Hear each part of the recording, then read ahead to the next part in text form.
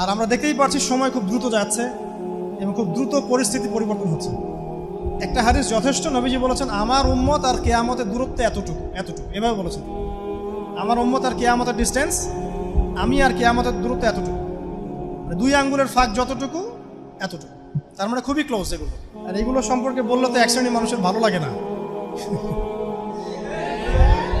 তো ইমাম মাহদি নবী সাল্লাল্লাহু আলাইহি ওয়াসাল্লামের বংশধরদের একজন। গোলাম আহমেদ কাদিয়ানী ইমাম মাহদি নয়।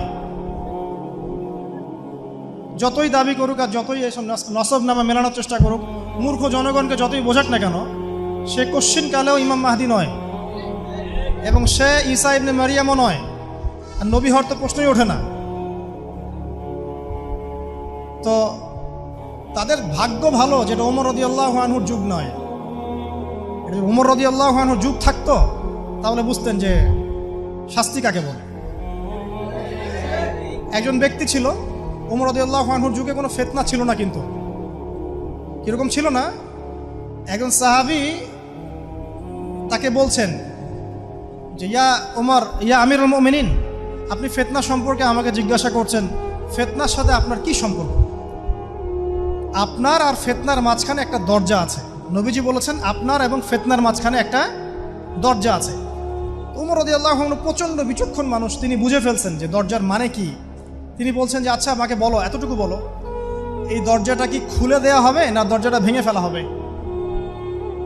তখন ওই সাহাবী বলছেন যে ইয়া আমিরুল মুমিনিন, দরজাটা ভেঙে ফেলা হবে। তো ওমর রাদিয়াল্লাহু আনহু বুঝে ফেললেন যে তাকে হত্যা করা হবে। দরজাটা হচ্ছেন স্বয়ং ওমর রাদিয়াল্লাহু আনহুই, বুঝতে পারছেন? ওমর রাদিয়াল্লাহু আনহুর যুগে খুব একটা ফিতনা ছিল না। একজন ব্যক্তি ছিল, সে এসে বলেছিল যে আমি তাকদীর মানি না, আমি ভাগ্যে বিশ্বাস করি না। তো ঠিক আছে, তাকে নিজ হাতে তিনি শাস্তি দিলেন।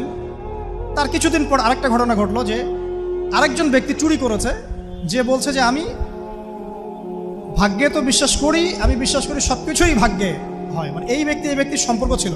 একজনকে যেহেতু শাস্তি দেওয়া হয়েছে ভাগ্যে বিশ্বাস করে না, এই জন্য আরেকজন শিক্ষা নিয়েছে এর থেকে। এ বলছে আমি পুরোই ভাগ্যে বিশ্বাস করি, আমি চুরি করেছি এই কারণে, আল্লাহ তাকদীরে লিখছেন তাই করছে। কথা বুঝতে পারছেন? ওমর রাদিয়াল্লাহু আনহু বললেন যে এদিকে আসো। তো তার চোরের কি করতে হয়? হাত কেটে ফেলতে হয়। কোন সূরা আছে বলেন, কোন সূরা আছে? হ্যাঁ, গুড। তো তিনি বললেন যে এর হাত কেটে ফেলো। তখন তিনি বলছেন যে শোনো, যে আল্লাহ তোমার তাকদীরে লিখেছেন যে তুমি চুরি করবে, সেই আল্লাহ আমার তাকদীরে লিখেছেন যে আমি তোমার হাত কেটে ফেলব। বুঝতে পারছেন? এরকম কিছু ফিতনা ছিল। আর ফিতনার নাম গন্ধ নাই, মানে এরকম ফিতনা মাথাচাড়া দিলেই তার শাস্তির ভয় সব ঠিক, টনটনা আইনের শাসন ছিল আর কি। এদের ভাগ্য ভালো যে এরা ওই জামানায় পড়ে নাই আর কি।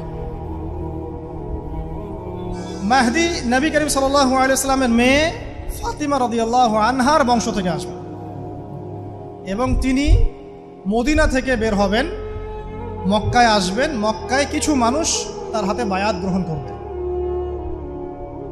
এবং তিনি তৎকালীন সময় ওই আরবের মধ্যে যারা জুলুমের জালেম থাকবে, জালেম, তাদের এগেনস্টে ইমাম মাহদি যুদ্ধ করবেন এবং তার হাতে আল্লাহ পাক বিজয় দান করবেন এবং তিনি হবেন ইনশাআল্লাহ তাআলা আগামীর নেতা। এতটুকু আমরা জানি। তিনি কত সালে বের হবেন, তিনি দেখতে কেমন, তিনি এখন বের হয়েছেন কিনা, এগুলোর উত্তর আমরা জানি না। এগুলো গায়েবের ব্যাপার, এগুলো আল্লাহ পাক জানেন, এগুলো আমরা জানি না। এতটুকু বলতে পারি যে মদিনার গুরুত্ব যখন কমে যাবে তখন জেরুজালেমের গুরুত্ব বেড়ে যাবে, যেমনটা এখন হয়েছে। যখন জেরুজালেমের গুরুত্ব বেড়ে যাবে তখন শুরু হবে মালহামা, মানে মহাযুদ্ধ, যেটা এখনো হয়নি, হতে যাচ্ছে। মহাযুদ্ধ মানে যে ইরাকের ইউফ্রেটিস নদীর সোনার পাহাড়কে কেন্দ্র করে যুদ্ধ হতে পারে, অন্য কোনো ইস্যু নিয়েও হতে পারে। ইরাকের ইউফ্রেটিস নদীর সোনার পাহাড়কে কেন্দ্র করে যুদ্ধ হতে পারে, অন্য ইস্যু নিয়েও হতে পারে, তবে এই ইস্যু নিয়ে হওয়ার সম্ভাবনা বেশি। হাদিস এসেছে যে এই যুদ্ধে 80টা ফ্ল্যাগ বা 80টা দেশ একত্রিত হয়ে যাবে, প্রত্যেক দেশের আন্ডারে থাকবে 12,000 করে সৈন্য এবং যারা এই যুদ্ধে অংশ নিবে তাদের 100 জনের মধ্যে 99 জন সৈন্য মারা যাবে। মুসলিমদেরকে তিনি বলেছেন তোমরা এই যুদ্ধে অংশ নিবে না এবং এই সোনাতে হাতও বাড়াবে না, এই সোনা ছুবেও না হাত দিয়ে তোমরা মুসলিমরা। মুসলিমদেরকে নবী সাল্লাল্লাহু আলাইহি ওয়াসাল্লাম এখান থেকে দূরে থাকতে বলেছেন। এটা ওদের উপর আযাব হবে, ওরাই মারামারি করে মরবে ইনশাআল্লাহ। তো এই মালহামার পরে ইমামুল মাহদি বের হবেন ইনশাআল্লাহ, আশা করা যায় ইনশাআল্লাহ আযজা ওয়া জাল। তারপরে ইনশাআল্লাহ তাআলা আগামীর যে বিষয়গুলো আছে, ঈসা ইবনে মারইয়ামের আগমন, তার আগে দাজ্জালের খুরুজ, জেরুজালেম বিজয় এবং সেখান থেকে ইসলামী খেলাফত বাস্তবায়ন, এগুলো পরের বিষয়। এরও পরে মানুষ আরও খারাপ হওয়া শুরু করবে। এমন খারাপ হবে যখন মানুষ রাস্তায় দাঁড়িয়ে জেনা করবে এবং তাদের সামনে কিয়ামত হবে। সময় এখনো আছে। আমরা যে বলি কাল কিয়ামতের দিন, তার মানে তো কালকেই না কিয়ামত, নিকটবর্তী সময় বোঝাচ্ছে। কিন্তু একটা হাদিস যথেষ্ট, নবীজি বলেছেন আমার উম্মত আর কিয়ামতের দূরত্ব এতটুকু এতটুকু, এভাবে বলেছেন। আমার উম্মত আর কিয়ামতের ডিস্টেন্স, আমি আর কিয়ামতের দূরত্ব এতটুকু, 2 আঙ্গুলের ফাঁক যতটুকু এতটুকু, তার মানে খুবই ক্লোজ এগুলো। আর আমরা দেখতেই পাচ্ছি সময় খুব দ্রুত যাচ্ছে এবং খুব দ্রুত পরিস্থিতি পরিবর্তন হচ্ছে। তো এই বিষয়গুলোর দিকে এত বেশি ফোকাস না করে এগুলো জেনে রাখবেন, আর এখন যা করার তাই করবেন। পড়াশোনা করবেন, আমল করবেন, পরিবার গঠন করবেন, ন্যায়ের পথে থাকবেন, সত্য কথা বলবেন, ইসলামের দাওয়াতি কাজ করবেন। ইমাম মাহদী আসবেন জন্য তো আমি এখন হাত গুটিয়ে বসে থাকতে পারি না, পারি? তাই না? যেমন কাজ তেমন করবেন। আল্লাহ পাক তৌফিক এনায়েত করুন। বাংলাদেশে এতগুলো ইসলামিক দল আছে, হক দল কোনটা, আমরা কোন দলের সাথে থাকব? এই প্রশ্নের উত্তর তো সবাই দিতে দিতে অবস্থা খারাপ। আমি আমার মতটা বলছি। বাংলাদেশে অনেক ইসলামিক দল আছে, প্রত্যেক দলের মধ্যে ভালো অনেক বিষয় পাবেন, প্রত্যেকের মধ্যে কিছু কিছু বিষয় বিতর্কিত পাবেন। যে কোনো দল, সালাফিদের মধ্যেই বলেন, হানাফিদের মধ্যেই বলেন, যে কোনো দল আপনি ফাইন্ড আউট করেন, দেখবেন প্রত্যেকের মধ্যে অনেক পজিটিভ কিছু বিষয় আছে এবং নেগেটিভ অনেক বিষয় আছে। প্রথমত ব্যক্তি হিসেবে আপনি সবাইকে ভাই মনে করতে শেখেন এবং সবার পজিটিভগুলো আপনি নিয়ে নেন, সবার মধ্যে কল্যাণ যেগুলো আছে এগুলো নেন, খোলা মনে গ্রহণ করে নেন। আর যে নেগেটিভ বিষয়গুলো আছে এগুলো থেকে আপনি দূরে থাকেন। এরপরে দ্বিতীয় অপশন হচ্ছে, যদি আপনি সবাইকে ইউনাইটেড করতে পারেন তাহলে করেন, ইউনাইটেড কোনো প্ল্যাটফর্ম তৈরি করেন।